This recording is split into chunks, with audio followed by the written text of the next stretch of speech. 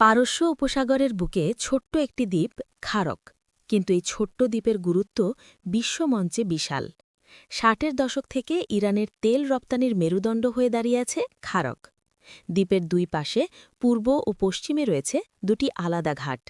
১৯৫৫ সালে একটি আন্তর্জাতিক তেল কনসর্টিয়ামের সঙ্গে চুক্তির পর থেকেই শুরু হয় এখানে অপরিশোধিত তেল সংরক্ষণের বিশাল অবকাঠামো গড়ার কাজ। তেলের মান যাচাইয়ে দ্বীপে স্থাপিত হয়েছে বিশ্বমানের একটি পরীক্ষাগার। মাত্র ৮,০০০ মানুষের বাস হলেও এখানে রয়েছে তেল ও সমুদ্রবিজ্ঞান নিয়ে পড়ার জন্য একটি বিশ্ববিদ্যালয়ও। এখন এই দ্বীপটি পরিণত হয়েছে মার্কিন প্রেসিডেন্ট ডোনাল্ড ট্রাম্পের লক্ষ্যবিন্দুতে। খারক দখল করে ইরানের তেল রপ্তানি একেবারে স্তব্ধ করে দেওয়ার পরিকল্পনা করছে ওয়াশিংটন। শুধু তাই নয়, মূল ভূখণ্ড থেকে মাত্র ২৪ কিলোমিটার দূরের এই দ্বীপে একটি স্থায়ী সামরিক ঘাঁটি গড়ারও ছক কষছে ট্রাম্প প্রশাসন। খারককে বলা হয় ইরানের অর্থনীতির হৃৎপিণ্ড। দেশটির প্রায় ৯০% অপরিশোধিত তেল এই দ্বীপ থেকেই বিদেশে যায়।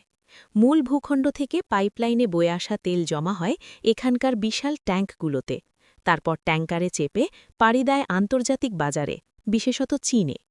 ইরানের যুদ্ধ পরিচালনার বড় একটি অংশের অর্থও আসে এই তেল রপ্তানি থেকেই।